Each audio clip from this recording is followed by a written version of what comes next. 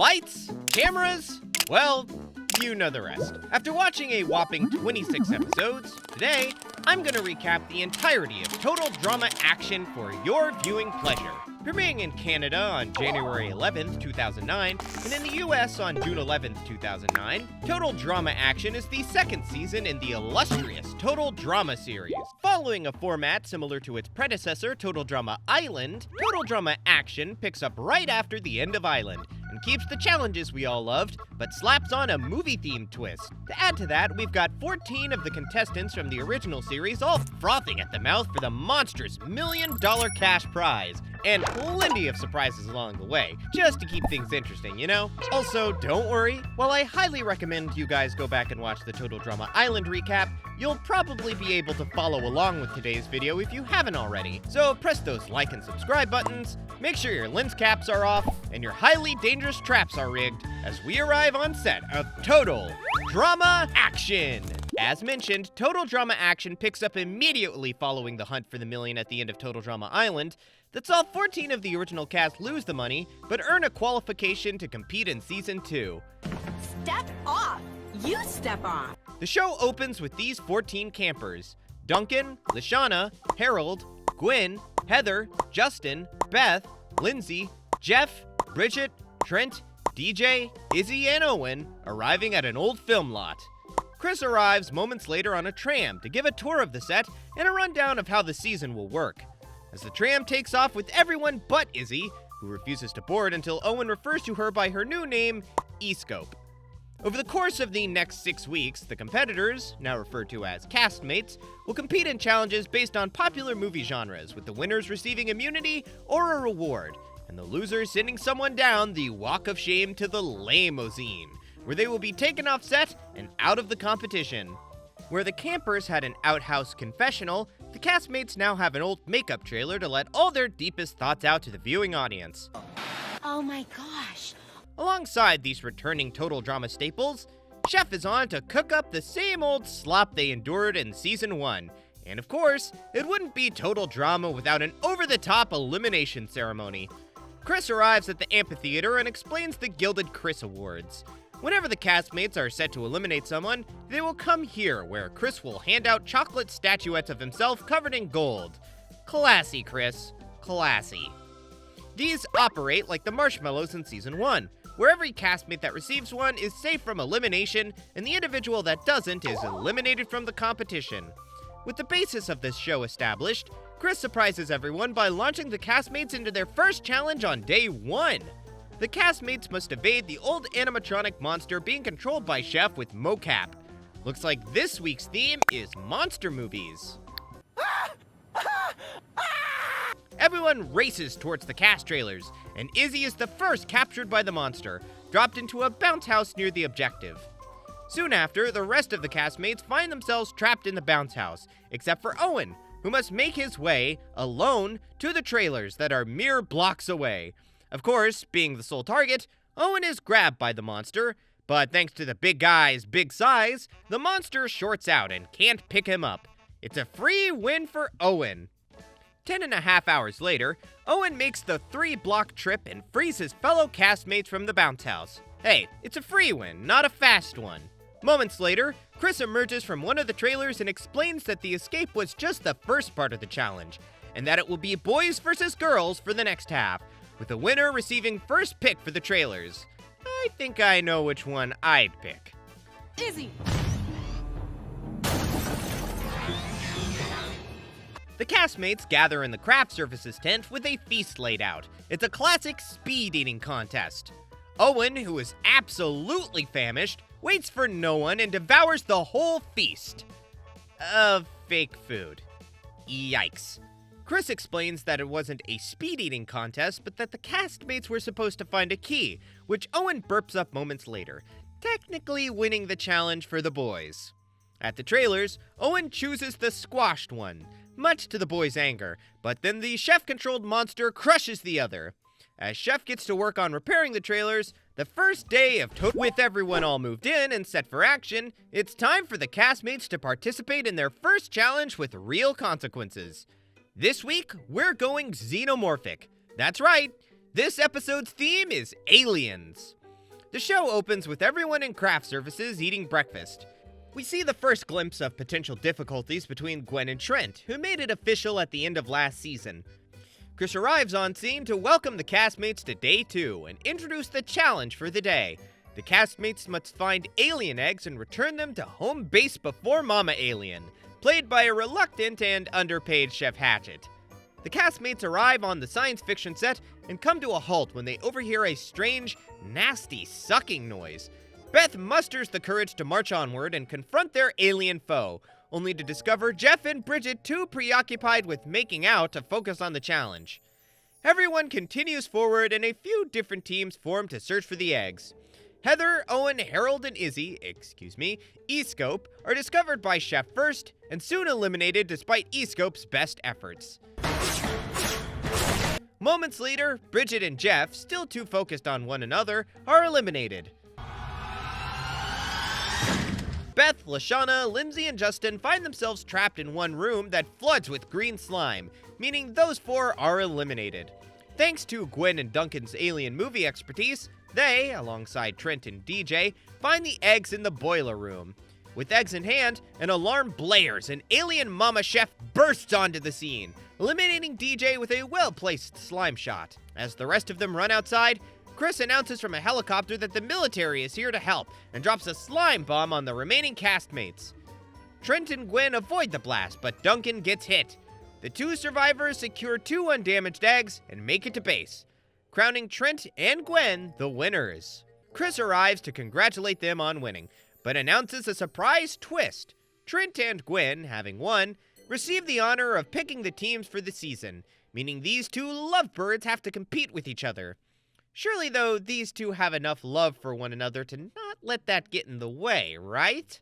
After dropping the second bomb on Gwen and Trent, the castmates gather in the amphitheater for the first ever Gilded Chris Awards.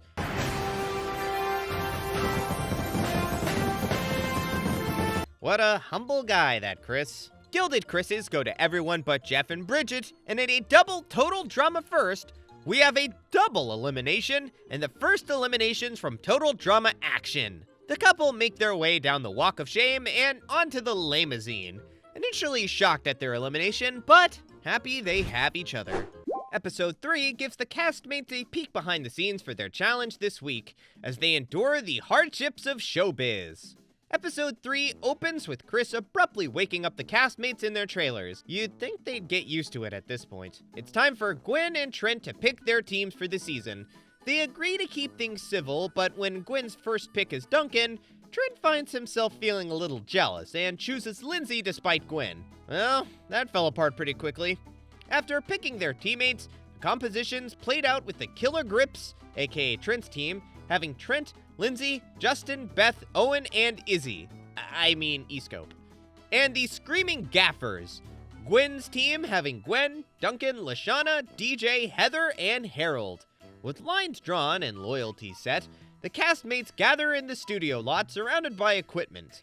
Their first task is to move all the film equipment to the top of the mountain, a replica of the one from Camp Wawanakwa. These smaller items prove easy enough to get to the top, save for a bit of jealous antics from Trent when Duncan saves Gwen from falling. It's only when it comes to lugging the massive trailers that things prove difficult for both teams. For the Grips, Owen straps the trailer to his forehead and runs up the mountain, motivated by the promise of catering at the top. However, the gaffers stay at the bottom since DJ refuses to use his strength to get the trailer up, fearing he may hurt someone. DJ's refusal allows the Grips to win the first part of the challenge, and the gaffers have to participate in the second half without a trailer.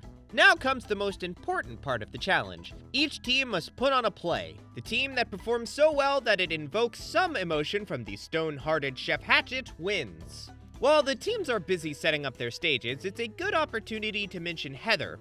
We all know last season she proved a horrible thorn in the side of all of her fellow campers, and this season, everyone knows to keep their eye on her. With that being said, Heather's evil ways have been forced to tone down quite a bit, and she finds herself desperate for friends and, hopefully, an alliance. Speaking of alliances, a very unexpected alliance forms on the set between DJ and Chef. Having not been paid by the studio, Chef finds himself in need of money, and he sees a perfect opportunity with DJ. Chef promises to toughen DJ up and help him win if DJ splits the prize money. Wow! Having Chef on your side is a big advantage. Sounds like an offer DJ can't refuse. Not that he has a choice. It's an offer you can't refuse. The stages are set, the lights are angled, and the cameras are ready. It's time for the castmates to put on their performances. Duncan monologues as a mobster, and E-Scope plays a grandmother. However, no matter how well the Grips may have performed, thanks to Chef's newly formed alliance, he lets a tear fall at Duncan's performance, giving the win to the Gaffers. And did you notice how your team just won? Who was the judge, DJ? At the Gilded Chris Awards, the Grips gather to send someone home. Chef gives a drum roll, and the Gilded Chris's go to Trent, Owen, and Beth. Chris then announces the loser is Izzy. However, Izzy refuses to leave since that's not her name. Chris takes a pen and writes on his paper that E-Scope is eliminated. Keep this in mind. Satisfied at the correction, E-Scope is escorted down the Walk of Shame and boards the limousine off-set. With significantly less contestants than last season, but seemingly more time in the game, a large number of challenges in Season 2 will be for reward alone, with no elimination. This week is one of those challenges, as the castmates pay homage to the 1960s classic Beach Party series of movies. The show opens like many others, with the castmates in craft services having breakfast. While here, Trent's superstitious ways are put on full display as he throws a pick of spilled salt and pepper over his shoulder to avoid bad luck, and freaks out when he only has 8 pieces of food instead of his lucky number 9. Chris walks in, surfboard in hand, and gives a rundown of the day. 2 challenges with 1 tiebreaker if necessary. I love this game! The first challenge is a surfing challenge, where each castmate has to balance on a surfboard over a swimming pool. The person that lasts the longest wins. Of course, things are never that simple, and we see a return of the fan-favorite sharks from Season 1 to make things more difficult. Most of the castmates fail, some thanks to some special efforts from Chef and Chris. Duncan eventually comes out on top, avoiding Chris's barrage of birds and winning for his team. For the second challenge, the campers head back to Camp Wawanakwa for a sand building contest. During the contest, Harold proves a capable architect, leading his team in the construction of the Taj Mahal, a formidable sand fortress, ready to stand against any and all outside threats. Well, almost everything. It's in my belfry! Dang! They busted my buttresses! Meanwhile, Trent's superstitions seem to have gotten the better of him as he obsessively leads his team into making a castle with 9 of everything. After the castle collapses under the weight of the 9 crab flags, Beth has the idea to make a new one out of paper mache. Though it's not as beautiful as the original Taj Mahal, the castle, dubbed by Trent as Casa Gwen, stands firm. Gwen and Duncan look on and ponder the meaning of the number 9, and discover that Trent and Gwen combined is 9 letters, worrying Gwen that Trent might be overly obsessed with her. With Casa Gwen the only castle standing, the Killer Grips win the Castle Building Challenge, launching the teams into a tiebreaker, a dance-off. For the Gaffers, Lashana puts on some significantly less than sick moves, while Trent impresses everyone. It looks like Trent is set to win when he purposely throws the challenge, giving the Gaffers the win. On the beach, the Grips wallow in defeat, and Justin explains in a confessional what he'll do to win. Why is it unethical for me to help her? I'm Trent first and a Killer Grip second. All the while, the Gaffers enjoy their reward for winning, a beach party. And Episode 4 comes to a close with all campers safe. Episode 5 takes us into the saloons and the ranches. This episode, we have Western movies. Unbearable heat grips the lot, and the castmates have a hard time dealing with it. Cowboy Chris arrives, and the castmates all gather on the old Western lot for their challenge. We've all come to know that Chris loves making his contestants do wild jumps off of high platforms, and the first challenge is just that. The castmates must jump from a platform, but not safely into any water or lake. Instead, they must land straddled on a horse below. The castmates individually make the jump, fail the jump, or outright refuse the jump, and in the end, it comes down to a tie. Being on opposing teams has proven quite a strain on Gwen and Trent's relationship. In this episode, Trent does whatever he can to score some favor with his girlfriend. When it comes to the tiebreaker challenge, The Killer Grips play cowboys, roping cattle, aka the Screaming Gaffers. In this challenge, Trent once again purposely loses for his team as a way to earn favor with Gwen.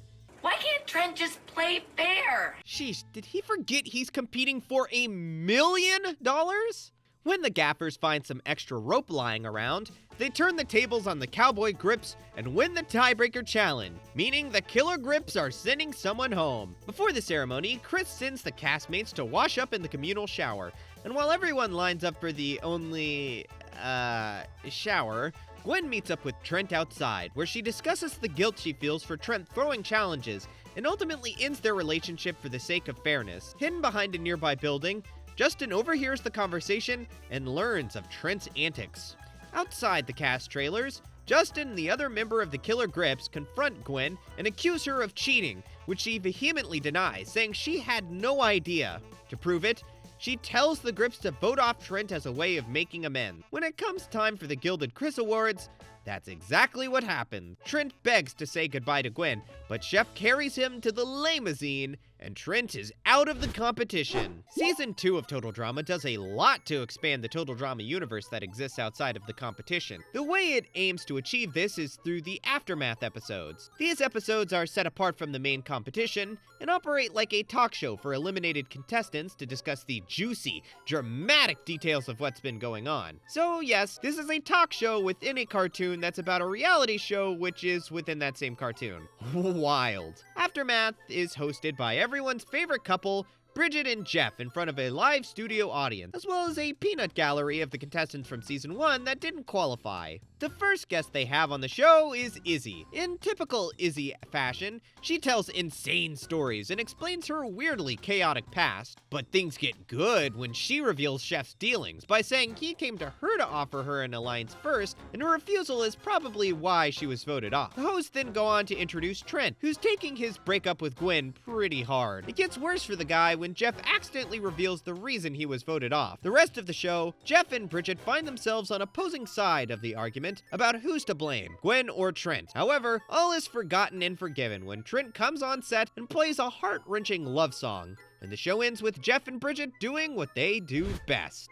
Episode 7 sees the castmates behind bars as they put on their reenactment of prison escape movies. The show opens on theme with the castmates locked inside their trailers, desperately seeking a way out. That is, until Chris, dressed as a prison guard, lets them out to give them the rundown of the prison theme for the day. The castmates gather on the prison set. For the first challenge, the cast must pick someone from the other team to consume a disgusting prison dish of their making. The team that can endure the meal the longest wins an advantage in the next challenge. The Gaffers choose Lindsay to eat, and the Grips choose Gwen, knowing that she owes them for their losses. Both teams concoct the most foul-looking, puke-inducing dishes they can. Gwen does her best to lose, but Lindsay's stomach proves too fragile and she drops out first. The first challenge goes to the Gaffers, and the Grips find themselves disappointed in Gwen. Gwen's efforts to lose the challenge go mostly unnoticed by her team, except for Heather, who can tell that Gwen is up to something, but doesn't know what. The last part of the challenge sees one castmate of each team push their teammates through an obstacle course, simulating a prison escape, and ending with a tunnel dig to the finish line. DJ, with his natural strength and athleticism, offers to push for the Gaffers, until Gwen talks him down, arousing more suspicion from Heather. Lindsay is elected to push for the Grips, a daunting task with the big guy Owen in the cart. The team set off, and Gwen pulls far ahead of the Grips, causing her to feign an injury to allow the other team to catch back up, once again tipping off Heather that Gwen is up to something. The two teams make it to the final dig, and the Gaffers find themselves at an advantage with the golden shovel they won in the first challenge. In the tunnels, the Grips find themselves at ease, knowing that Gwen is going to throw the challenge for them. And that she does. In the Gaffer tunnel, Gwen pretends to go on a rampage due to her claustrophobia and destroys the golden shovel over Harold's head. As the Gaffers try to figure out a way through the dirt to the end, Izzy emerges from the end of the tunnel, offering the team a shortcut. When the Gaffers emerge, they are shocked to see the Killer Grips already celebrating at the finish line, and Izzy runs over to her team. The scene cuts back to Chris at the award ceremony that saw E-Scope eliminated. Here, he makes E-Scope an official entrant. Therefore, Izzy is still in the game. Clever move, Izzy. Very very clever. At night, the Screaming Gaffers arrive at the Gilded Chris Awards, and trophies go to everyone but Gwen and Heather. Turns out, Lashana knew something was wrong with Gwen and voted for her alongside Heather, Harold, and a guilt-ridden Gwen. Chef handcuffs Gwen and escorts her down the walk of shame to the limousine. And just like that, one of the finalists from last season is eliminated. The doctors are in for episode 8. Well, sort of. It's the castmates. And they're the ones who could use a doctor's visit after all the pain endured on Total Drama. The episode opens immediately following Gwen's elimination, as the castmates reel in disbelief at Izzy's return and Gwen's cheating antics. Their conversations are cut short, however, when an ambulance rolls in and drops off a covered gurney. Underneath, just Chris and a pile of medical textbooks. Chris goes on to explain that the campers are to study the textbooks for the challenge the coming morning. But what would an all-nighter be without a little fuel? In the kitchen, Chef and DJ prepare pizzas for the castmates to eat while they spend the night reading. The Grips spend their evening in the craft services tent, but knowing there's no elimination this week, Lashana decides she doesn't want to push herself. Questions associated with their studying from the night before. Whoever answers a question correctly must then bungee jump from a platform into a tank of green liquid that holds various fake body parts. The team that can assemble a cadaver and raise it to the ceiling first wins, and must pick one person to enjoy the reward for the day. The castmates must have really studied hard, because both teams do great jobs at answering these medical questions. Oh, I know this! It all comes down to the wire, as both teams begin raising their cadaver to the ceiling. The excitement gets the better of Izzy as she bites down on Owen's arm in anticipation. In doing so, she discovers a sore on his arm. When Owen lets out a lemony burp, Heather recalls a deadly and seriously contagious disease from their textbook called mortitistical Crumples disease. Chris calls for a quarantine as he quickly leaves the room, locking the castmates inside. While locked inside, every castmate but Duncan and Lashana fall ill with the definitely very real disease. The two leave through a hatch in the ceiling to uncover what's going on. Later, the two return, and Duncan confirms that the textbooks Chris gave them were phony, and Lashana discovers that the cheese Chef used when making the pizza is actually itching powder and laxatives. So it was all a setup. Chris then returns to the studio and declares the Screaming Gaffers the winners, thanks to Lashana and Duncan uncovering the facade. With no one being eliminated, the Gaffers must instead choose who they will send to spend a day with their best friend offset. The teams argue, but when Lashana begins fake crying, they unanimously vote for her. Lashana enters a limousine off the set of the competition with her best cousin. Episode 9 hits the screen and is prepared to make the castmates scream. It's horror movie week on set, and the campers begin their day relaxing and dreaming around the trailers. While DJ snoozes, he dreams of his interaction with Chef from the night before, where he suggested ending the alliance due to his guilty conscience. On the set of The Mountain, the castmates gather around, confused about Chris's absence. Moments later, Chris is seen plummeting from the sky and fakes impaling himself on a nearby stage light. Quite a performance, all to set the castmates up for the theme of the week.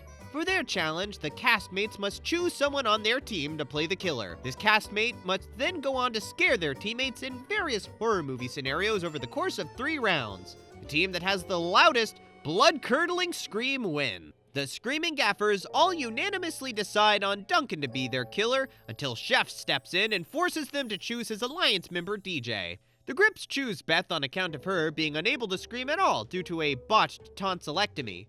Notably, this decision comes from Lindsay, who is starting to take the leadership role on her team. The first round takes place in a forest set. Justin refuses to scream so as not to strain his pipes. Harold, on the other hand, lets out a loud scream at the sight of DJ in the hockey mask. Round 1, Gaffers.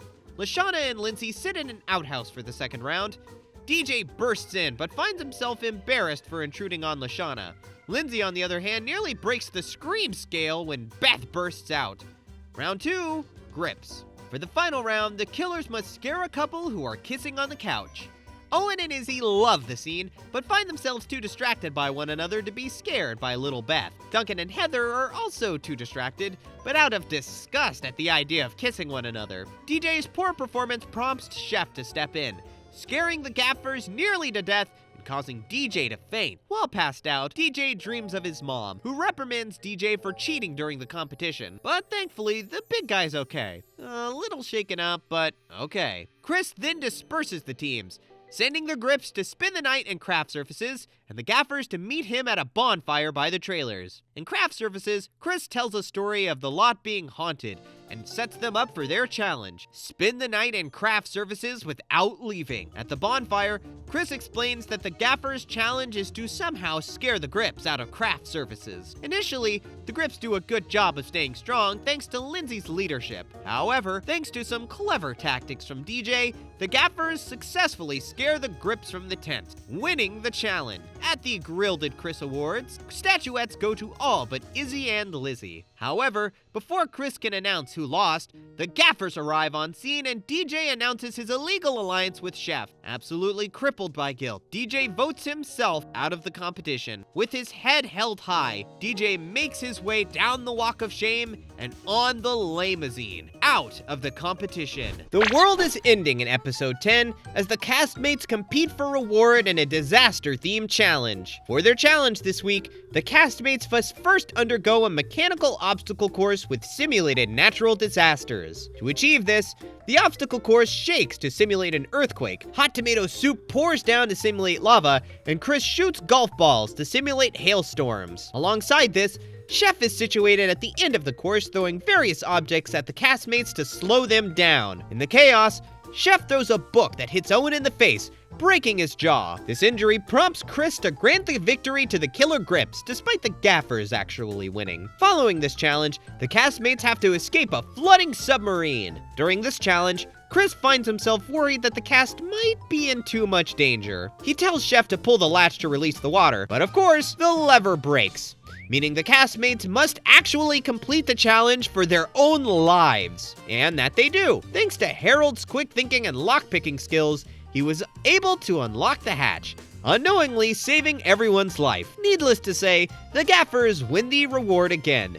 But instead of the trip to a resort on top of a live volcano, the castmates opt for some soda and chips. Everyone's safe this time around, and Owen returns with a busted job. I wonder how that will affect the big guy moving forward. Keep your heads down! This episode is all about war movies! And with tensions rising between the gaffer team members, we may see some explosions soon. The show opens with Lashana and Duncan going at each other. With Lashana's lies from the medical movie episode revealed, Duncan has lost a lot of respect for his teammate. The castmates all gather in front of Drill Sergeant Chef and Pilot Chris for their first challenge, jumping from a plane. On board, Justin discovers that his irresistible good looks have waned in effectiveness for Lindsay and Beth. The wild one, Izzy, is the first to jump out, followed by Owen. And due to the plane's shifting weight, everyone else falls out, plummeting a whole, 3 feet. The second part of the challenge sees the castmates setting up controlled and creative explosions with paint bombs. For the grips,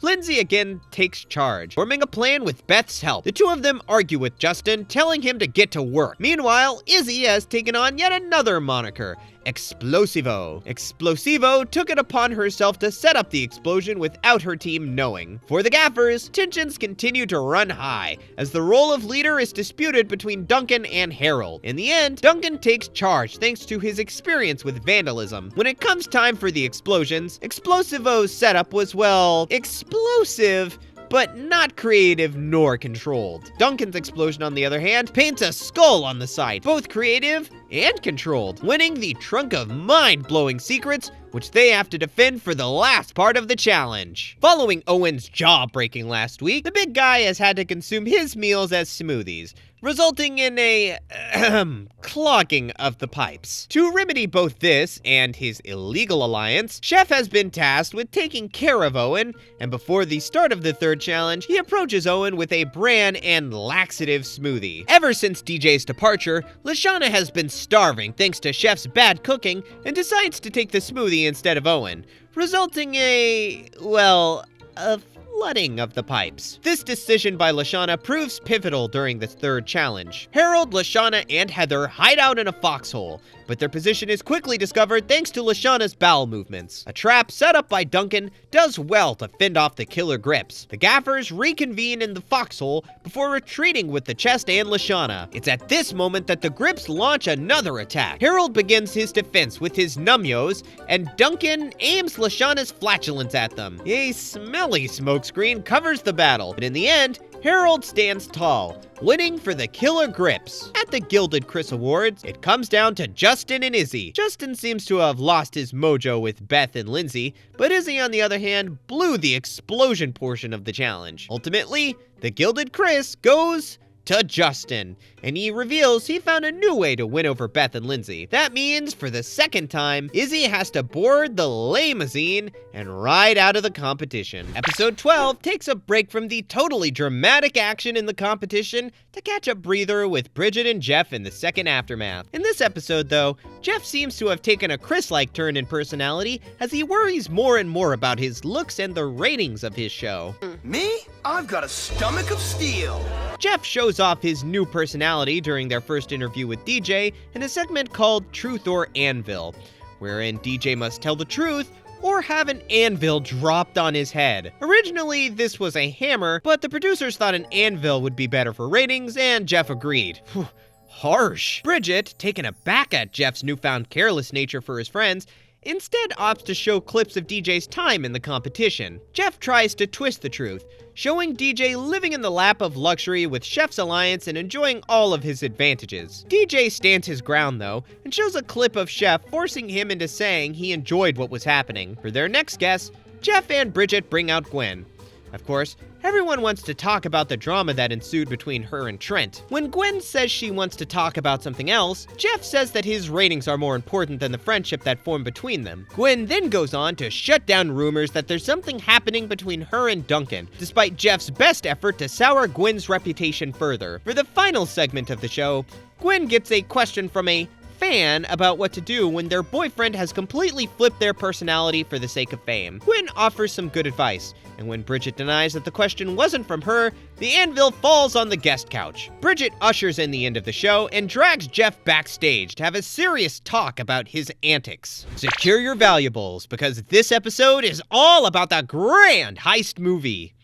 As is the case with many episodes, the show opens with the castmates eating breakfast in the craft services tent. Tensions are still running high for the gaffers, as they have a difficult time getting over Lashana's deception for the reward a few weeks ago. Feeling disrespected, Lashana decides it's best for her to leave and hang out at the trailers. As she steps out of the services tent, though, she is kidnapped by some unseen force. Owen and the Grips are all feeling giddy about their continued participation in the competition, and Owen has had his jaw unwired. The big guy is feeling like $1 million and is ready to eat. He smells something from the kitchen and flies over, but is quickly kidnapped in the same way Lashana was. Chris ropes his way into the craft services tent and gives the rundown of the theme this week: heist movies.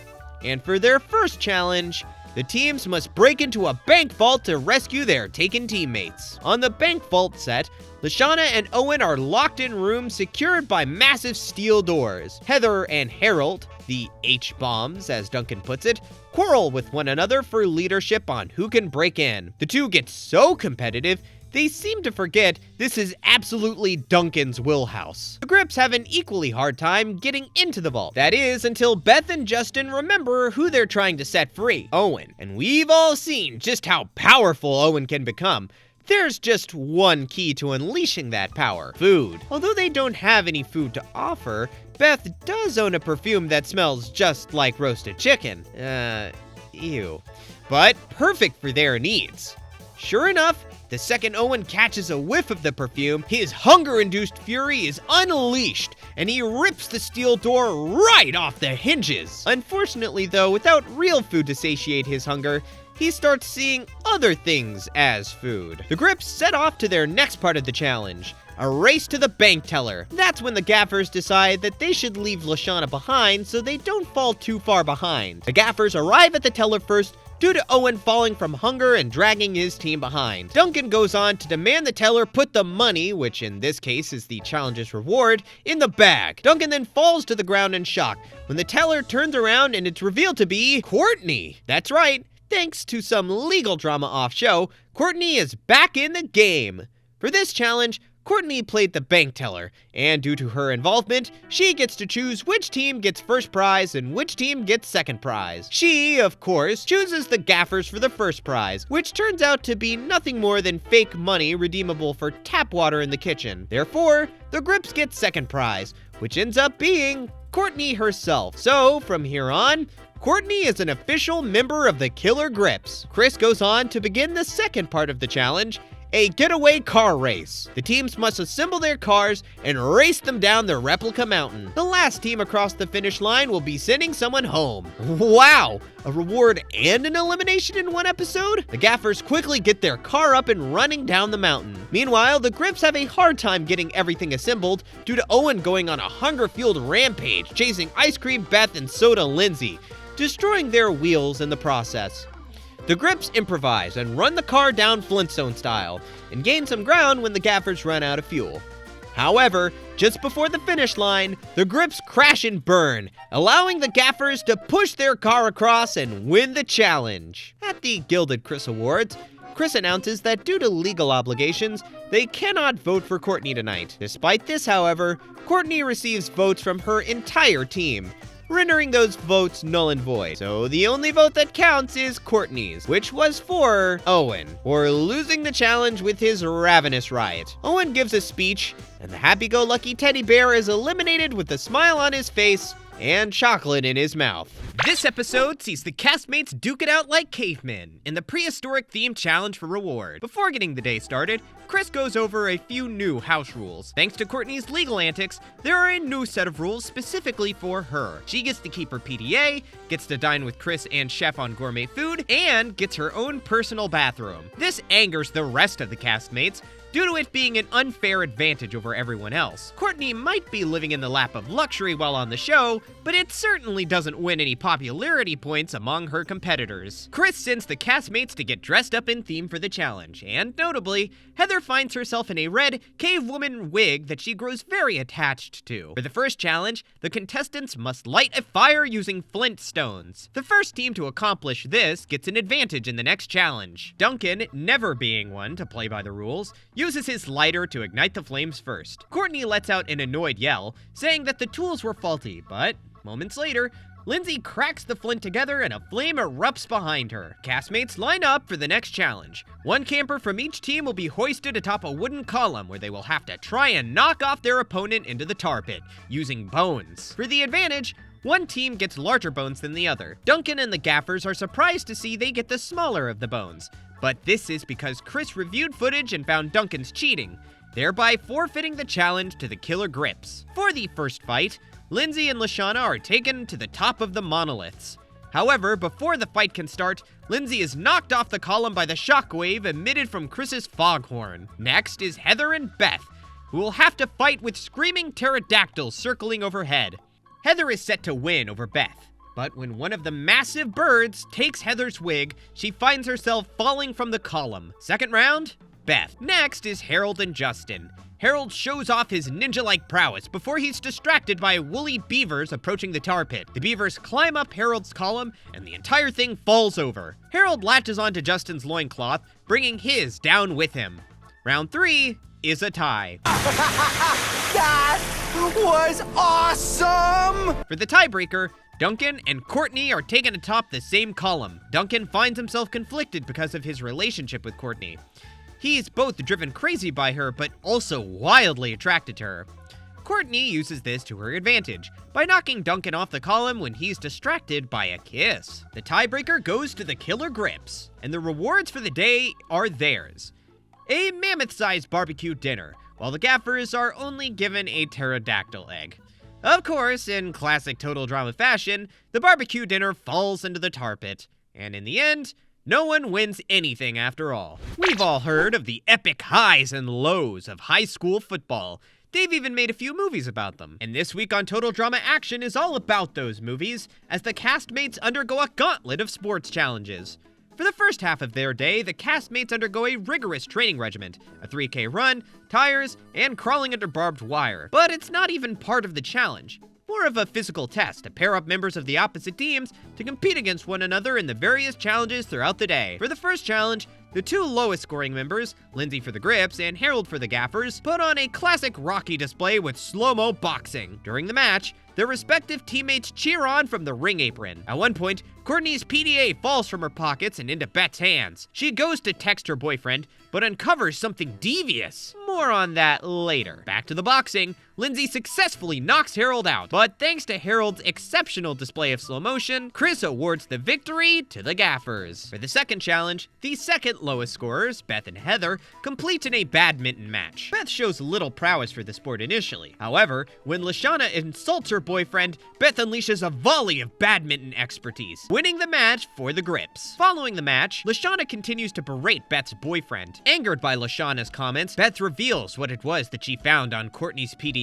Lashana, everything you said about all of us when you went on that spa night! During Lashana's trip off set, cameras in the limousine caught footage of Lashana airing out all of her opinions about her fellow competitors, none of which were positive. This, of course, angers absolutely everyone, and Lashana is shunned for the rest of the challenge, except by Heather, who respects Lashana for telling it how it is. Next, the second highest scoring castmates, Duncan and Courtney, compete in the Greco-Roman wrestling in a ball pit. Courtney really lets her newfounded viciousness shine through in this challenge by coming out on top against the tough guy, Duncan. And finally, the top performing castmates, Justin and Lashana, let out their creative sides in a dunk contest. Justin gives an admirable performance, showing off his basketball skills. However, Lashana's brutal dunk comes out on top as she launches the ball at Justin so hard, he dunks the ball himself. Ouch! For those keeping score, that does, in fact, result in a tie. For the tie-breaking round, the two teams don some pom-poms to put on the best cheer. Thanks to Lashana's comments, the gaffers have a hard time getting on the same page, and when the time comes to perform, they have nothing. Lashana takes charge and puts on a solo performance where she praises each individual competitor in an attempt to regain favor with them. Though it was a sweet gesture, the grips come out on top when they play specifically for the judge, Chris. And what does Chris love most in the world? Chris. Of course, this cheer wins and the grips claim victory. At the Gilded Chris Awards, trophies go to all but Lashana and Heather. Surely Lashana's going home after her opinions were given out for the cast to hear, but in a shock twist, Duncan and Harold found Lashana's cheer flattering and opted to vote out Heather instead. Heather takes her walk to the limousine and off the competition, but not before finally having gained a friend in Lashana. So I guess it wasn't a total loss. Oh, who am I kidding? She just lost out on $1 million. The name's Toon. Jaw Toon. And this episode of TDA is all about spy flicks. The episode opens with all of the castmates being abducted in various ways, similar to something you might see in a James Bond movie.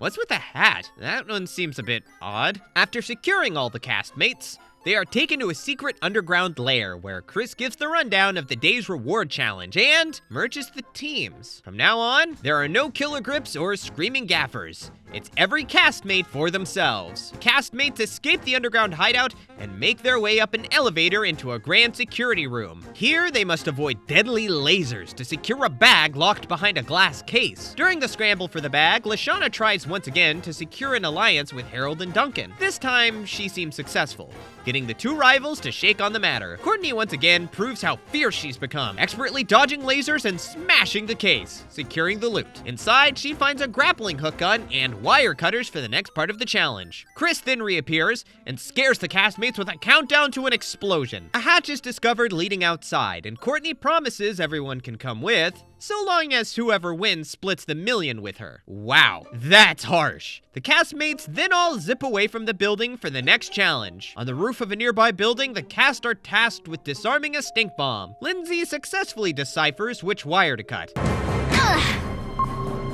Everyone follows suit, cutting the blue wire. But of course, the barrels are all wired differently, meaning the cast is engulfed in a cloud of stink. Nonetheless, Courtney and Lindsay win the day, and for their reward, a trip to a local cheese factory. How fun. The castmates end the day soaking in tomato juice to rid the smell, except for Courtney, who's not allowed in until she calls off her deal. She ultimately agrees, so the full $1 million is still up for grabs. It's a bird! It's a plane! Oh, it's just Chris. That's what happens when production cheaps out. And now my hair's all messed up. And I thought this might have been Superman, since this week on set, we've got superhero movies. The show starts off with a bit of scheming from the boys. Outnumbered by the girls, Duncan, Harold, and Justin decide it's time to form an alliance to counteract the power of the women in the competition. Speaking of the girls, in their trailer, we see the beginning of tension forming between Lindsay and Courtney following their trip off set. The following morning, the castmates gather on the city set for Chris to give the rundown of the first challenge, a supermodeling contest. Each castmate must build a superhero persona and create a costume to match. Coolest power and sickest suit wins an advantage for the second half of the challenge. Beth and Justin fail to impress with their wooden armor and lame powers, and Duncan puts forth little effort. Harold, aka Captain Alberta, creates some smelly clouds, earning a respectable score. Same for Lashana and Courtney. However, Lindsay comes out on top with a creative genius that she calls Wonder Woman. I'm Wonder Woman! Well, it's not very original, but it wins Chris over. Advantage? Lindsay. The last challenge is the ever-classic obstacle course, with the winner receiving invincibility. Ultimately forgives. Lashana gathers her things and heads down the walk of shame into the limousine and out of the competition. For the next episode of Aftermath, we have 3 guests, an unlikely turn of personality, and an even more unlikely friendship. Jeff and Bridget open the show still trying to come to terms about Jeff's new personality. The two introduce their first guest, the Season 1 champion, Owen. For this episode, Jeff has introduced an even deadlier version of Truth or Anvil, Truth or Electrocution. Owen gets to be the first in the electric chair and lets a little too much truth out, spilling the beans about stuff he did as a child. Following the potentially lethal game, Bridget has finally had enough of Jeff's new persona and calls their relationship off. This doesn't stop the show from going on though, as Lashana and Heather are then introduced. Following their time on Total Drama Action, the two developed an unlikely friendship, which is the basis for their questions in Truth or Electrocution. Jeff finally sees reason and vows to change his ways come the end of the show, but only after Bridget and their guests strap Jeff into the chair and shock him into realizing he's not being himself. Love flies once again between Jeff and Bridget, bringing us to the end of another Aftermath. In a land far, far away, somewhere in Muskoka, Ontario, 6 teens battle it out for $1 million in a fantasy-themed challenge. The show opens as any classic total drama fairy tale, in the craft services tent. Chef rides in on his noble steed to herald the arrival of Sir Chris the Vain. With a glass slipper, Courtney is deemed the princess in this week's challenge. Rest of the competitors, knights seeking to save her. For their first challenge, the castmates must make their way across a rickety bridge, blindfolded, overcome Chef in the guise of a toothless troll. Lindsay and Beth try their hardest, but take the plummet to the bottom of the ravine, eliminated from the challenge. Following this challenge, Chris unveils Princess Courtney. The princess puts on a love ballad about an unnamed prince that will rescue her. Duncan, of course, believes it to be him, while Justin is absolutely smitten, not only by Courtney's brains and competitive prowess, but her elegant beauty. Uh-oh. Looks like Justin's trying to weasel his way into the Duncan-Courtney duo. For the final challenge, the remaining castmates must save Courtney from the tallest tower, overcoming a dragon in the process. Filling the role of dragon is Chef, using mocap to control the giant lizard from episode 1. Justin vows to be the one to save Courtney and employs Harold's assistance in this task. After felling the dragon, thanks to Harold's plan, Justin double-crosses his short-term teammate and climbs the tower to Courtney. Once he reaches the top, Chris introduces the surprise twist of the story. The princess and the knight must fight it out to determine the winner of the whole challenge and gain immunity from elimination. Justin refuses to besmirch Courtney's honor by raising a sword against her, giving the prize to Courtney. Now's the time for the Gilded Chris Award. Trophies go to everyone but Duncan and Justin, the final one belonging to Duncan. In the end, the Courtney-Duncan duo stands firm, and Justin takes his walk of shame to the limousine and out of the contest.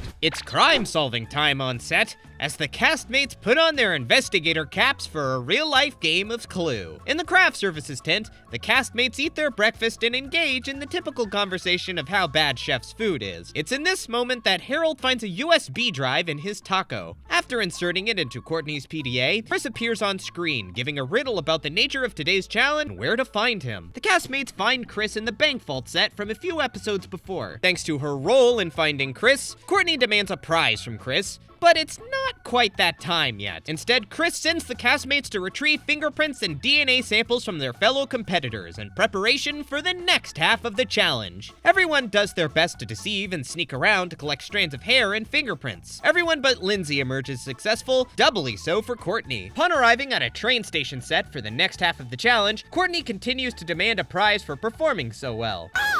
All right already!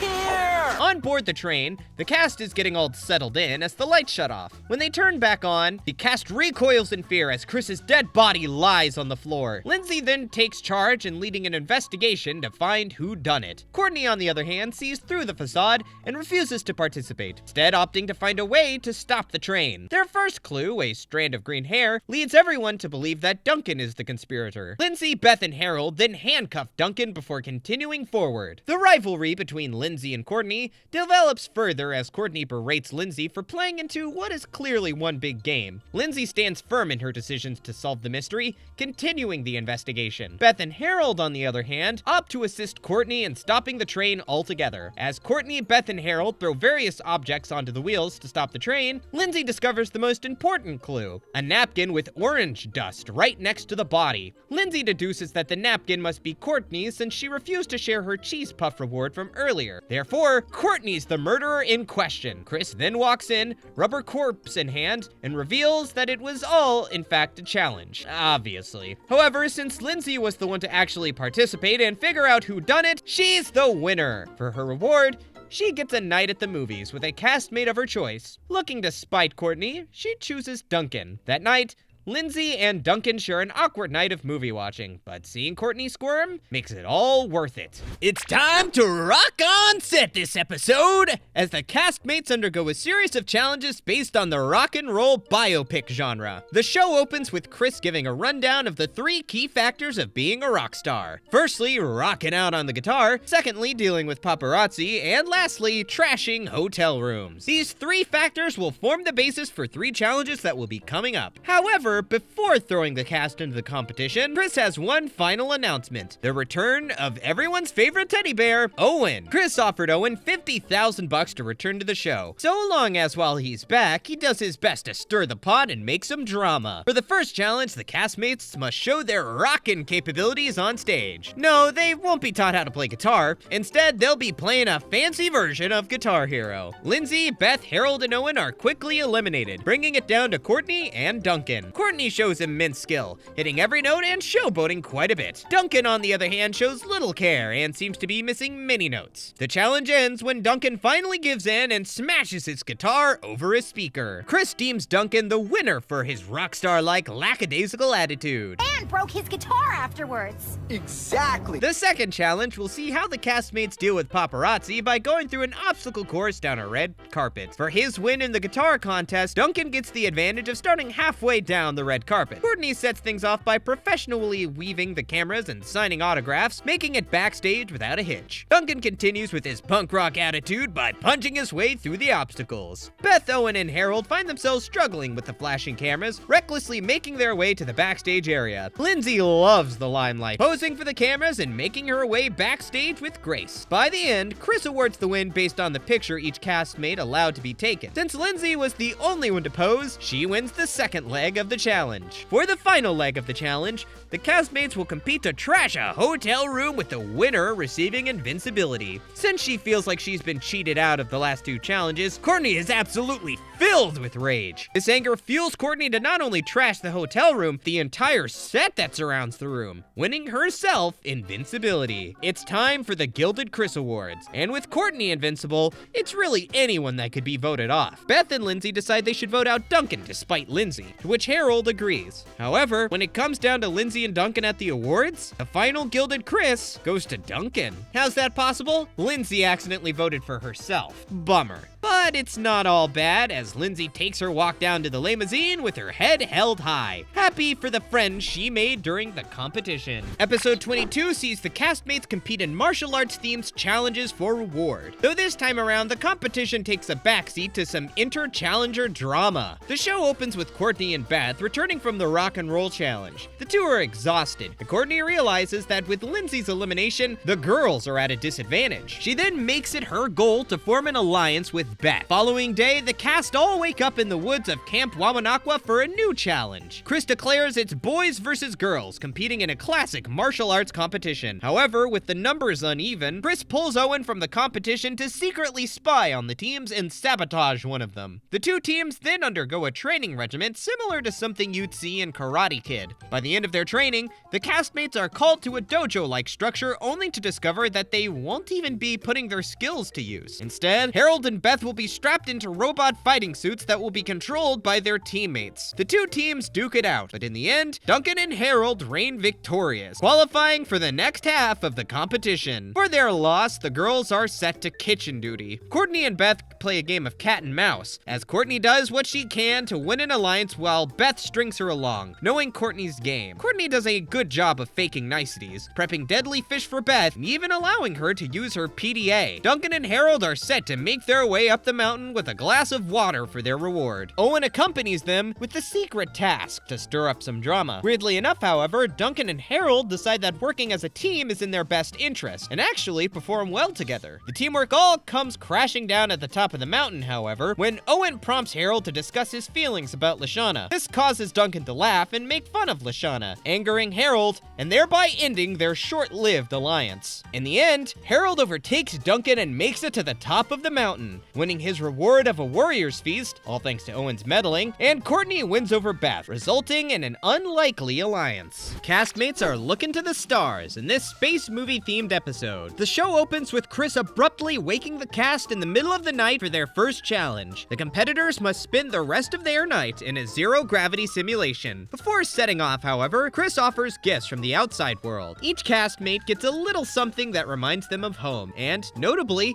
Duncan gets his pet tarantula, Scruffy. Everyone then gathers around a roller coaster-like structure that will run at a speed and trajectory that simulates zero gravity. Chris gives a brief lesson on how scientists would normally do these kinds of simulations, but of course, the show doesn't have the budget for that, and the cast gets aboard. As the night goes on, Owen remembers his task to foment discord and chaos among the cast, and reluctantly shatters one of the nearby windows, resulting in everything being sucked out. System! Quick! Someone grab the joystick thingy! Poor guy, he doesn't want to sabotage his friends, but his family needs the money. Courtney and Beth determine the best way to seal the hole is with Owen himself. Their quick thinking wins them the challenge and an advantage in the next leg. For their advantage, Courtney and Beth are allowed to determine the order in which the castmates will compete for the next challenge. Beth proposes that they should go first, but Courtney overrules her and decides they will be going last. Hope that doesn't come back to haunt them, but of course it does. For the next challenge, the cast will be doing the opposite of the previous one. Instead of riding a zero-gravity ride, they will be boarding a ride called the Vomit Comet, a machine that simulates the intensity of taking off at 4 times Earth's gravity. Yeah,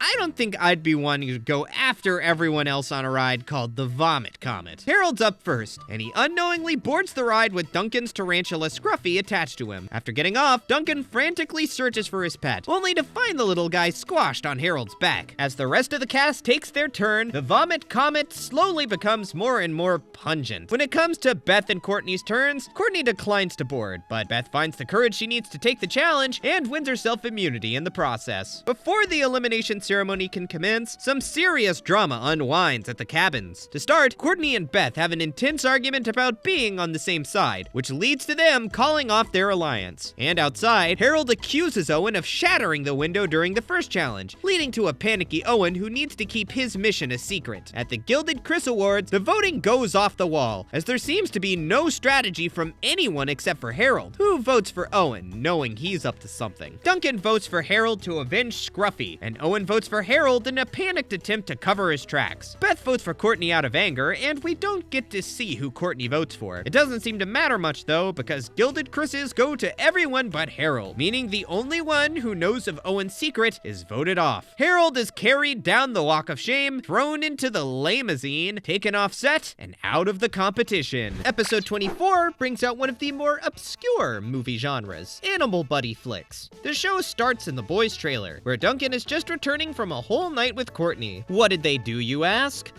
Just go over a 32-page document outlined by Courtney that details all of Duncan's flaws and rules he must abide by for any chance of a serious relationship. That's all. Just when Duncan thinks he's about to finally get some sleep, Chris arrives to herald the start of a new challenge. For the first challenge, the castmates must pick an animal and train it to behave just like they would. Owen gets a bear, Duncan gets a chameleon, Courtney chooses a shark, and Beth defaults to the raccoon. While the cast all tries to train up their animals, Owen has taken a newfound liking to his saboteur job, saying that so long as he messes with everyone equally, nobody gets an advantage. Notably, Owen ushers in a blood-fueled rage in Courtney's shark, leading to them fighting constantly throughout the episode. Now comes the time for judging the castmates' training. Beth and her raccoon have seemingly flipped the script, with Beth being trained by her new furry friend. Owen and his bear are a lot alike, but not very impressive. Duncan has gotten his chameleon to change to his bright green hair color, and Courtney's shark is nowhere to be found after the two of them duked it out. Beth takes victory in the first challenge and gains a time advantage in the following leg. The cast finds themselves back in the woods. Their task? Simply return to the film lot, 10 miles away, and avoid hunters' traps. Yikes. Courtney and her shark spend more time fighting with one another over Courtney's PDA than actually making their way back. Duncan loses his chameleon and runs into multiple traps while trying to find him, losing parts of his sleepless mind at the same time. Here, chameleon. Owen tries to sabotage the other castmates before heading back, but finds himself ensnared by one of Chris's traps. That leaves just Beth, who is letting her raccoon lead the way. The pair take a short rest in the raccoon's den before being the first to arrive back at the trailers, by a long shot. Beth wins the challenge and thereby earns herself immunity. Before heading over to the Gilded Chris Awards, let's take a second to check in with the castmates following their treacherous trek back home. Courtney finally gets her PDA back and finds a message from her lawyers that reveals Owen's deceptions. Duncan is snapped out of his craze thanks to a kiss from Courtney, but things aren't all smooth between them as Courtney is looking to make a few amendments to their relationship rules document. Now it's time for the elimination ceremony. Following this Gilded Chris Award ceremony, we will be down to our final 3, so things are winding down. 2 trophies go to Duncan and Beth. However, instead of announcing the final award, Chris tells Courtney that Beth and Duncan voted for her, therefore she is eliminated.